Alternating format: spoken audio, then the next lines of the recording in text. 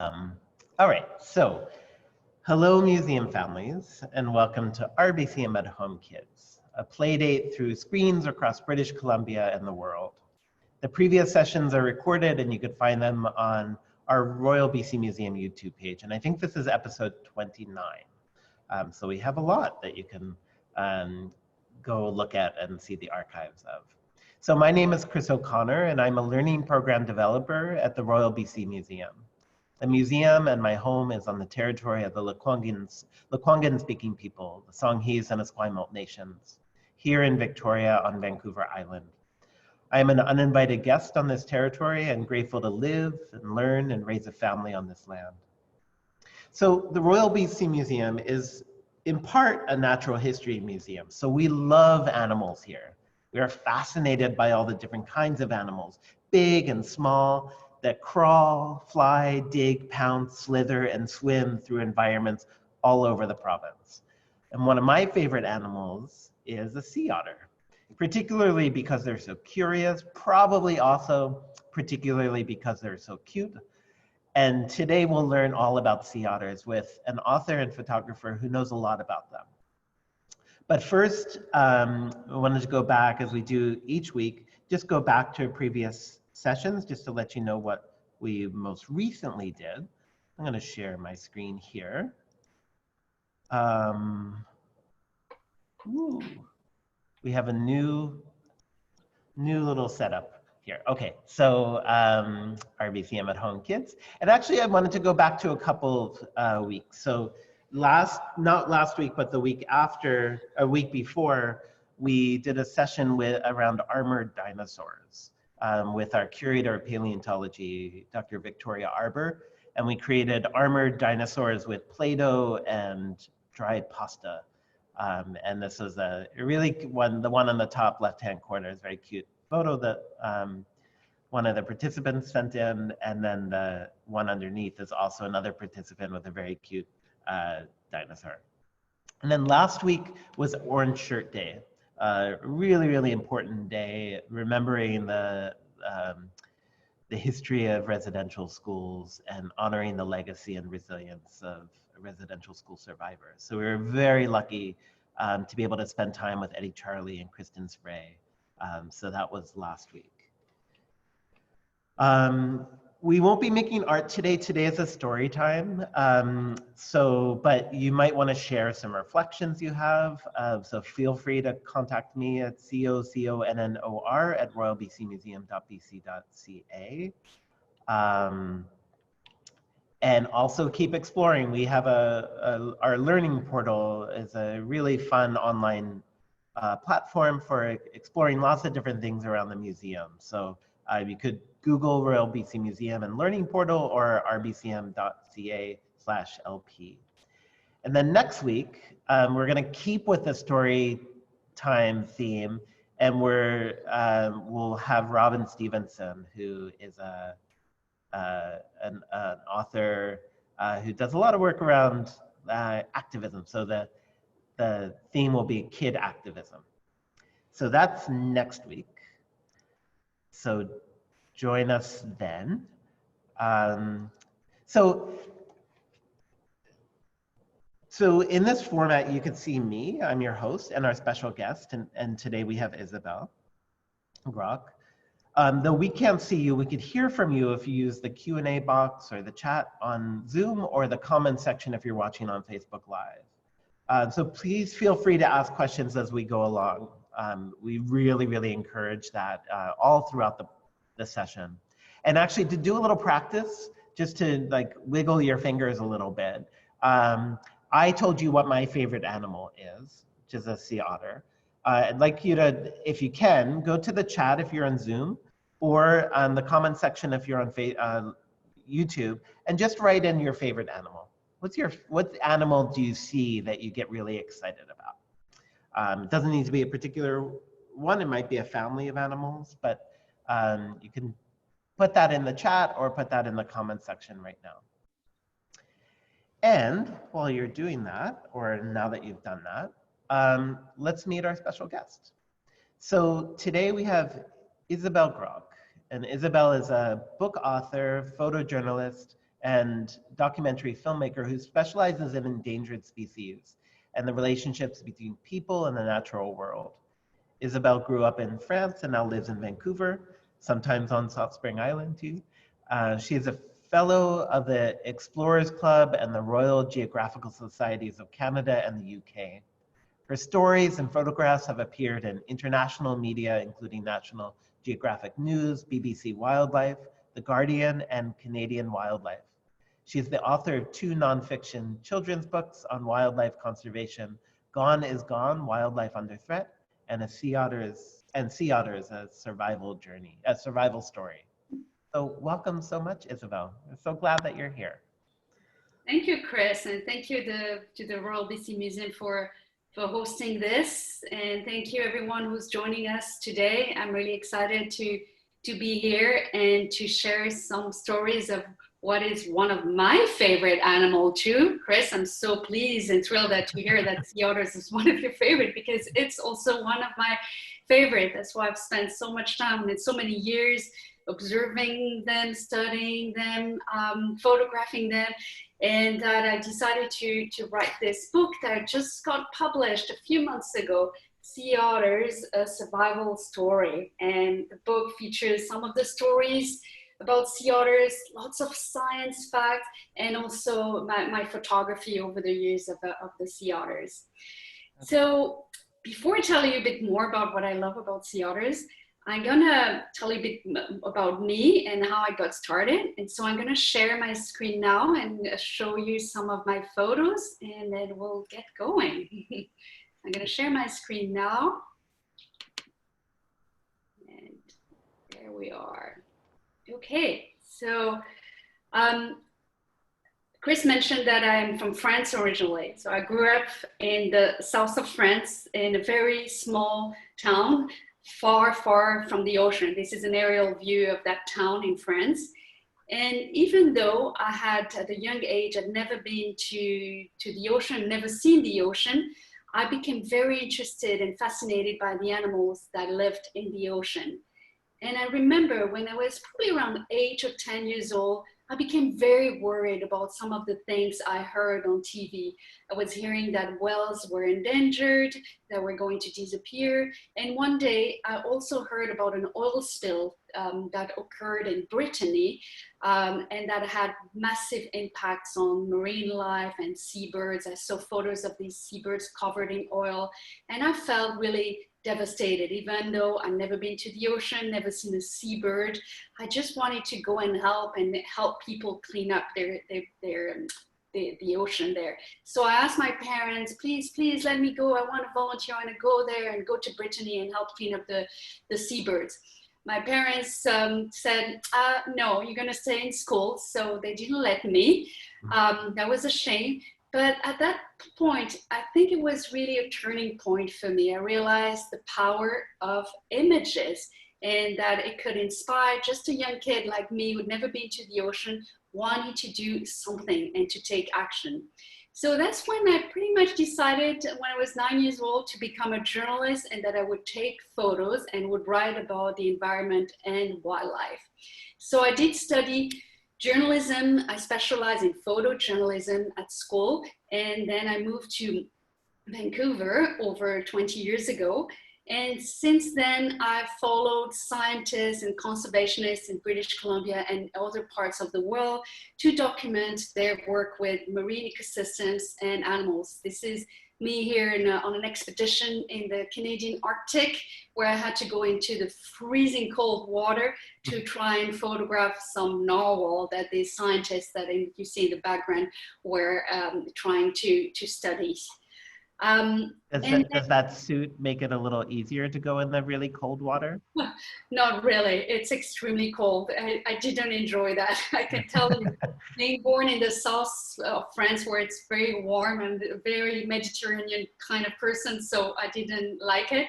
But it was so rewarding to get close up and personal to the work that these scientists do and seeing a narwhal with the sea unicorn, one of the most rarest marine mammals, and fascinating as well, that, you know, I'll do that anytime again.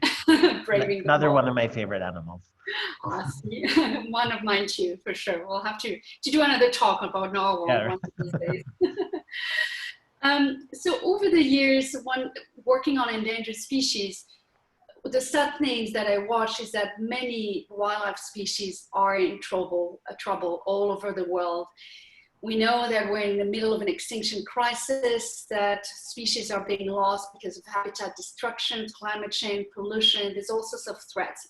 But I came across the sea otters, and the sea otters actually bring us a bit of a positive story for a change. So the sea otters in British Columbia, they're right there in our backyard in BC. You find them as well in Washington, in California, in Alaska. But in British Columbia, sea otters were hunted to near extinction in the 18th and 19th century because of their fur. They were hunted, and the last sea otter was shot in BC in 1929, and that was it. That was the end of sea otters in British Columbia. There were no more. They were gone. So it's a very sad story. And then conservationists, people who really cared, decided, well, that's not right. We want to have sea otters back. So they helped protect their habitat. And in British Columbia, they reintroduced them in the late 60s and 70s to Vancouver Island. And since then, the sea otters liked what they saw. There were about 89 sea otters they brought back from Alaska, and they liked the habitat.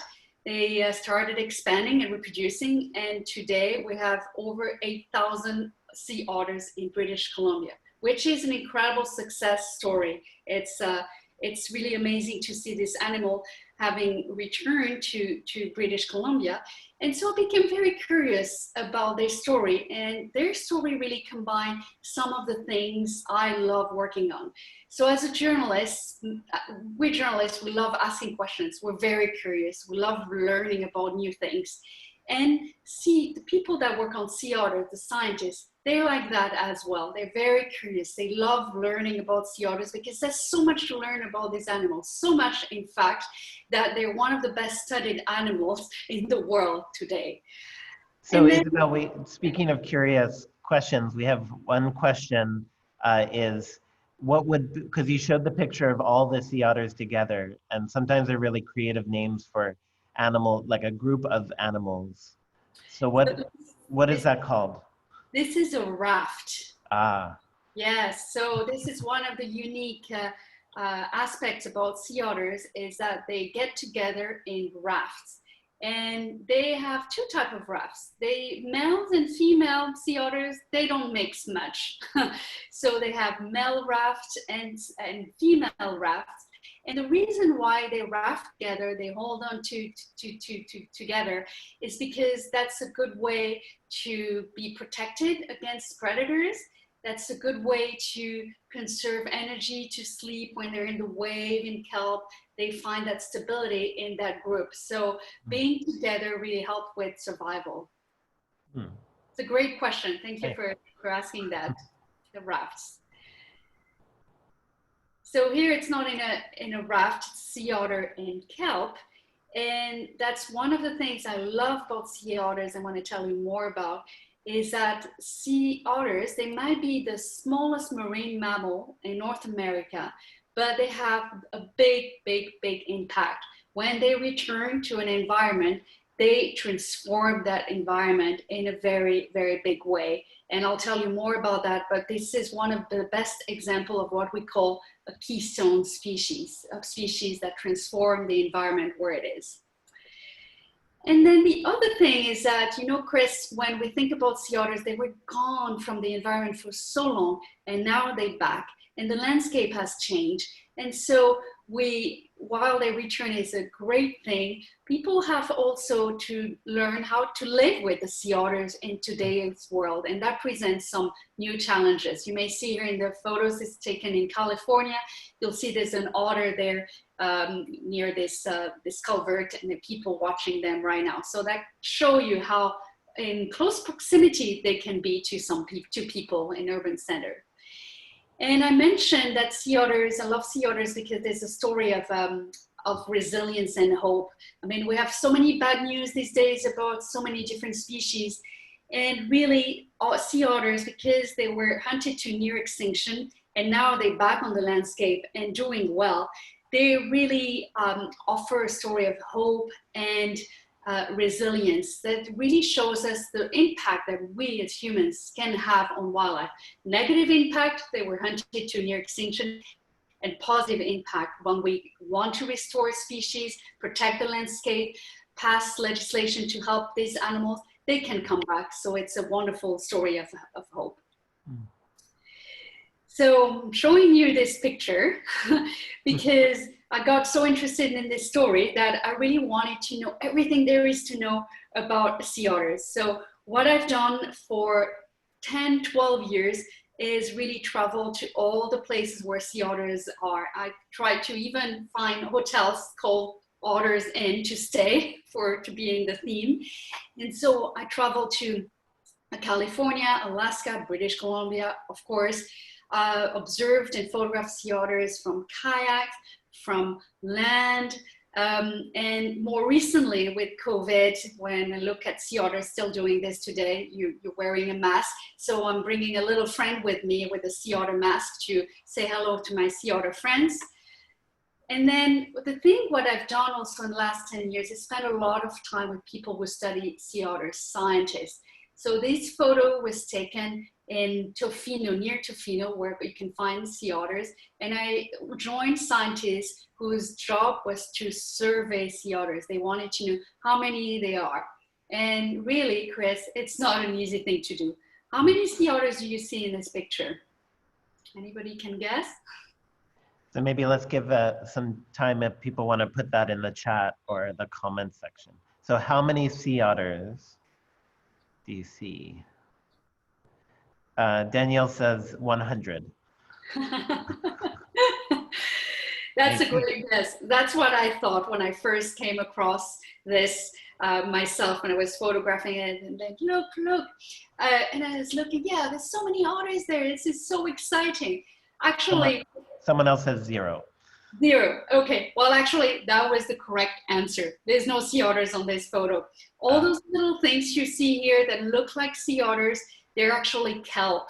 And so it's very easy to be confused because they blend so well in the environment. So this is what makes this work so difficult for scientists, is counting sea otters. And this is here a raft of sea otters. So these are real sea otters, and there's about 100 otters in this raft.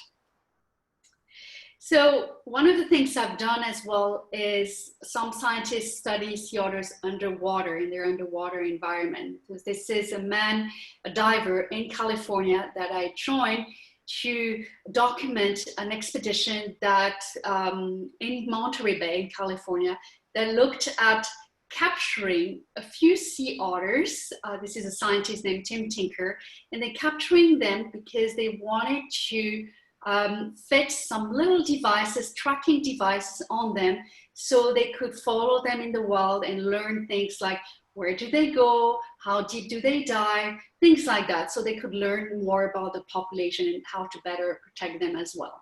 So I followed that. I was on the boat with them, and then I followed how they put the satellite, the transmitter device on them. It was the first time I was in an operating room. As you can see, it was very intimidating, and everybody was thinking, oh, she's going to faint, the photographer, but I was very brave, and so you can see me here photographing the procedure.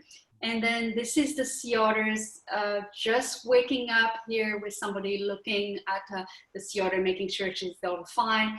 And this is a vet here having an interesting conversation with that otter. I'm not sure what they're talking about. Maybe somebody has an idea there, but it looks quite intense. And certainly after this is all done, they release the otters back in the wild, and then they can follow them and collect data. So it's very interesting work that these scientists do. What I've done, why is that kind of data important?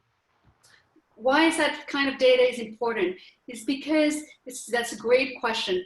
Sea otters, as I mentioned earlier, have a huge influence on their environment, and scientists want to know how exactly do they influence their environment? How well are they doing? What kind of prey do they eat? And I'll tell you a bit later is that the way they influence the environment is through their appetite. So it's interesting for scientists to learn about where do they go, what do they eat, how further do they dive, so they can actually then measure the changes in the environment compared to those otters' presence in that environment. So actually, Isabelle, that relates to a question that came in from Pamela on Facebook, who asked, I thought I saw a sea otter moving in a roadside ditch far from water on Vancouver Island. How far inland will they venture? It's a great question. A lot of sea otters live near the shoreline, in close proximity to people. The photo that I showed earlier in that culvert there was very close to a road, as you can see. These are otters living in estuaries. So they tend to be not offshore. They like shallow water, shoreline. So that's why you can actually even observe them from the land, because they like shallow water, closer to where people live. In places like California, because they live in Monterey Bay, in estuaries, that actually comes with some risk, because when you live close to people and close to land, there's all sorts of things that come from the land into the water that affect the sea otters, pollution, nutrients, things that are not so good. So this is why I like to think about sea otters as our neighbors, because we live on land, they live in the ocean, but they're so close to people that we have to think carefully about how to best protect their environment, and what we do on land impact them. That was a great question. And it might have been a river otter, right? Rather than a sea otter. Okay, so the one that, yes, and that's one of the great question I always hear about, people saying, oh, I've seen an otter walking through my land, or being on a dock, or coming on my boat, or denning under my deck. And that's something that people really wonder about. And these, you're right, Chris, they're not sea otters, they're river otters. And river otters spend a lot of time on land. Sea otters spend their entire lives on the ocean. Now, they do live on the ocean close to the shoreline, but they don't come on land, very rarely. They haul out sometimes for a brief period of time, but sea otters do everything in the ocean. River otters, on the other hand, you'll find them on land. That's where they're most comfortable, being on land, having their pups, and eating their prey on land as well. Great, any other questions from the chat so far? Not yet. That's great. That's a great question. Thank you. So one of the things I've done as well is go to rescue. Sometimes sea otter pups, they get in trouble, and some aquariums, the Monterey Bay Aquarium and the Vancouver Aquarium, has had to rescue sea otter pups that were orphaned, so abandoned by their mother, or their mother had died, they're not sure. So they've rescued a couple of these in the last few years, and I was very fortunate to see these baby sea otters being rescued at the Vancouver Aquarium, and I must say that totally will melt your heart. This one is Hardy, named Hardy, was rescued a few years ago on northern Vancouver Island. So I documented how they look after this sea otter, rehabilitating the sea otters, bottle feed the otter. And, you know, I was there to photograph baby sea otters, but sometimes I'm wondering, you know, that very curious baby sea otter named Joey really was interested in my camera. I suspect that he wanted to get some kind of a photography lesson there. So it was certainly very endearing to watch that. They're very curious, very, very curious. So all of that combined got me interested in writing this book. And this book, Chris, is the one that shares all these stories about sea otters, their role in the ecosystem, as well as a lot of the photos I have taken over the years of the sea otters. And here, you asked me about river otters, Chris, and I wanted, before sharing more of the things that I love about sea otters and why I'm so obsessed with them, I suppose, for photographing them for so many years, I wanted to show people, you know, what sea otters are not. And what they're not river otters. This is a river otter. So see how different that is? River otters, they're smaller, they're slender, they're comfortable on land, like I said, and they don't swim on their backs. Sea otters, when you see a sea otters, this is what they love doing, swimming and resting on their backs. River otters don't do that. And sea otters are much bigger. This is a sea otter. You see, it's quite big. It's a lot bigger than a river otter. And that one is on land, on a beach, hauled out to conserve energy, but they don't spend a lot of time on land. Actually, they're not very comfortable on land. They're quite awkward then when they move on land. So I'm showing you a picture here of somebody underwater. This is not me. I don't know, anybody of you may have experience, or you, Chris, having experienced scuba diving in British Columbia and other places. And this is one of the reasons why I love sea otters. You know why? Because I'm not a scuba diver. I can't be underwater. This is not something that's out of comfort zone.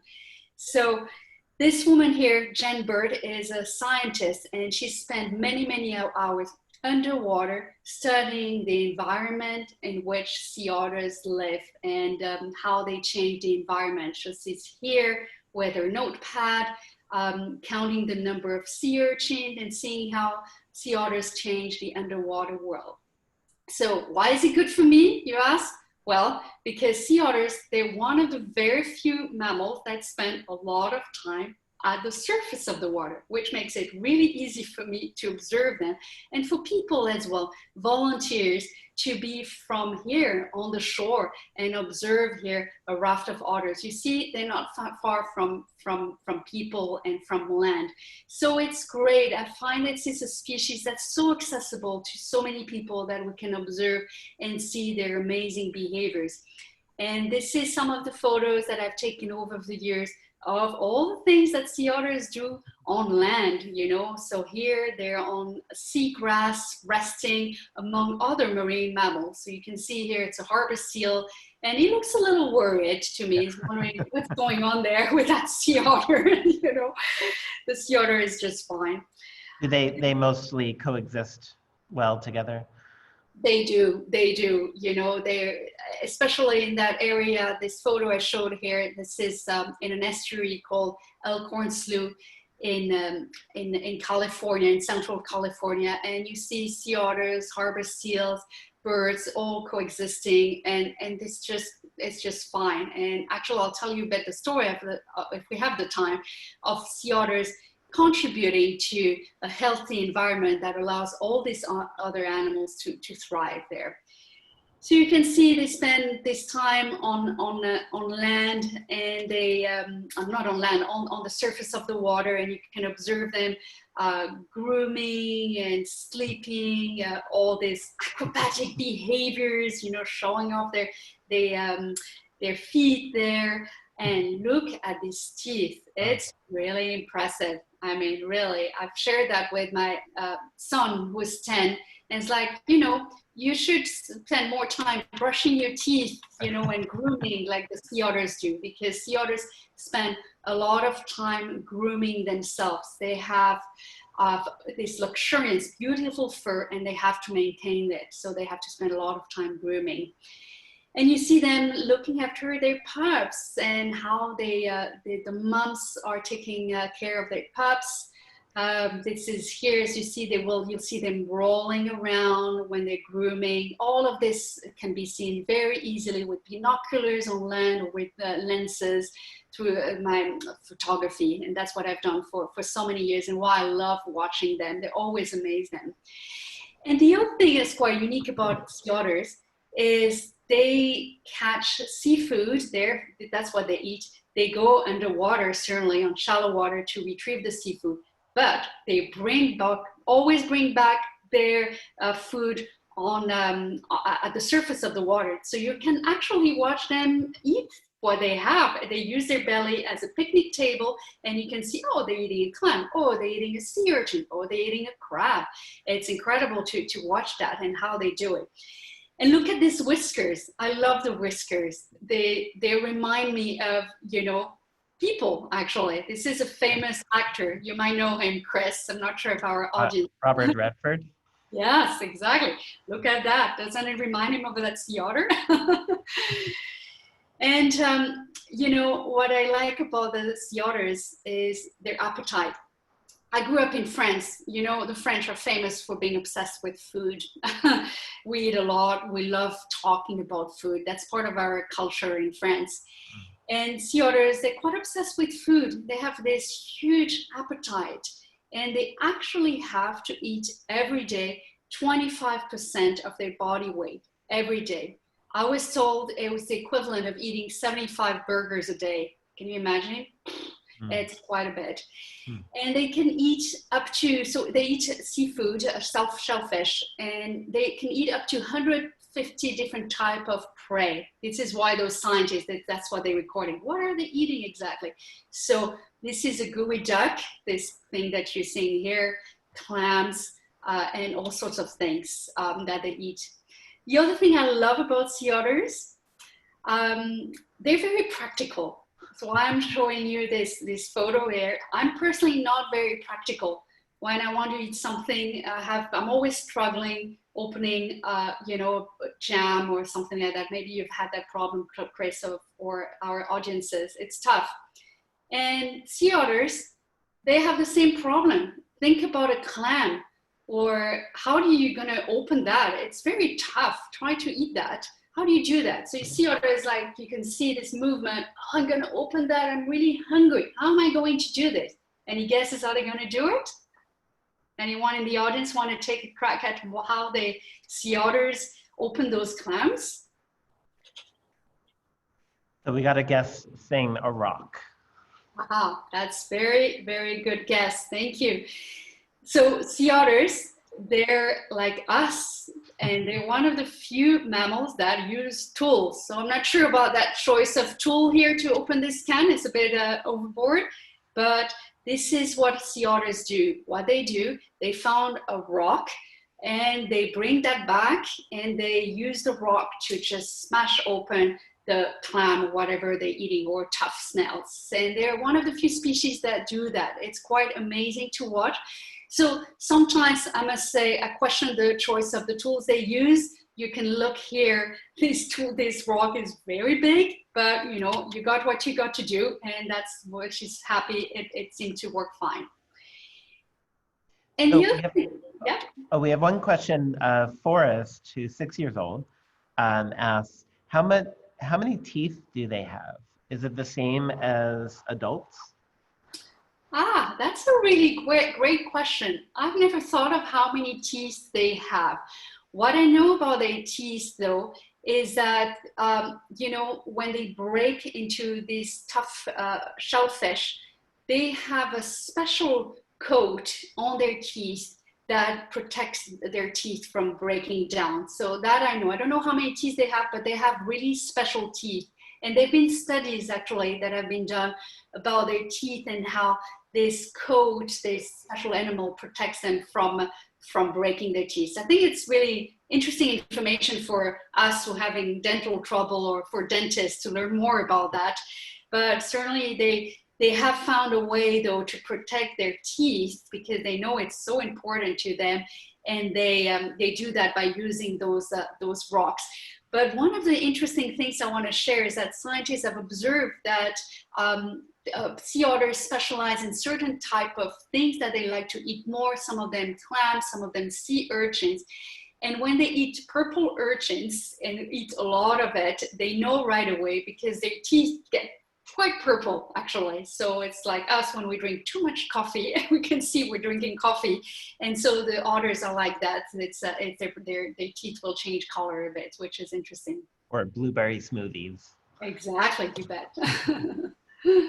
So, And you, Isabelle, I'm just noticing the time is flying by. It's oh, already past 11:30.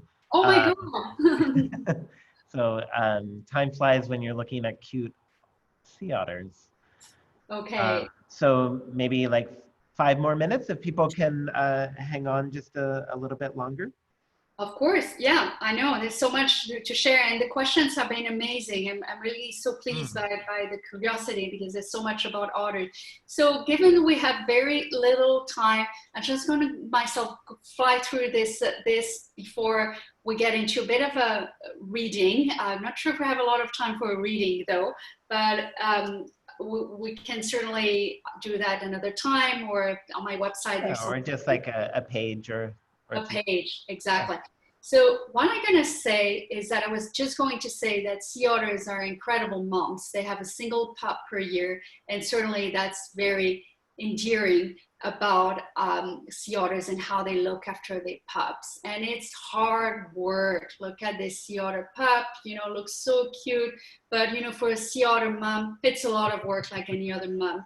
And so you can see here, just want to share that story. I've observed that in the wild, is that this mom sea otter is like, oh my God, my pup wants to leave. I need to get it back. So here's it's gonna go and get the pup back and put it back on its belly. And they look after this pup, single pup, for 6 months, 8 months.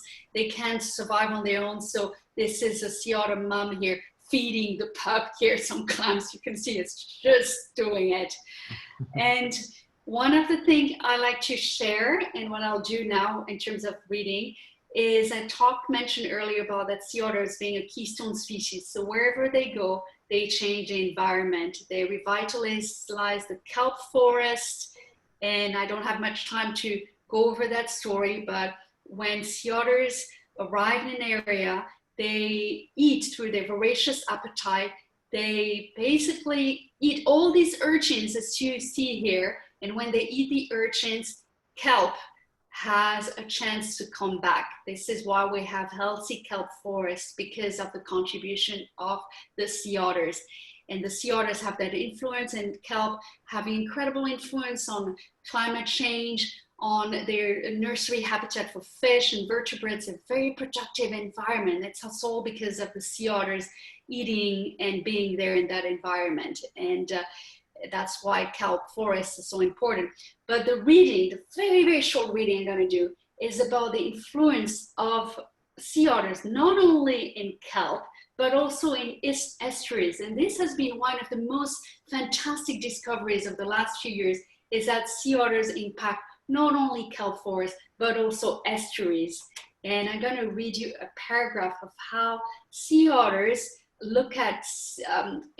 have helped revitalize seagrass through their appetite. So this is the book, and this is what I'm reading, what I'm reading from. Something happened. Sea otters moved into the slough, Elkhorn Slough, and things started to change. Researchers noticed how healthy and green some of the seagrass beds in the slough had become. This surprised them, as the nutrient levels were still very high. How could seagrass survive and expand in this highly polluted estuary? That didn't make sense. In 2010, marine biologist Brent Hughes set out to solve the mystery. Like a detective, he conducted an investigation. He reviewed all the data he could find going back 50 years. He discovered that the presence of the sea otters was a crucial factor.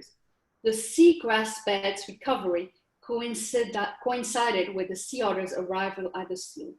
But if sea otters helped the seagrass, how did they work their magic? Brent found a remarkable chain reaction leading to the seagrass comeback. When the sea otters returned to the slough, they put their big appetites to work, eating many crabs, favoring the large ones. With fewer crabs to prey on them, grazing invertebrates, including a sea slug called the California sea hares, grew larger and more abundant. The sea hares fed on the harmful algae growing in the seagrass, leaving the lives healthy and clean. The discovery identified an entirely new keystone role for sea otters in estuaries.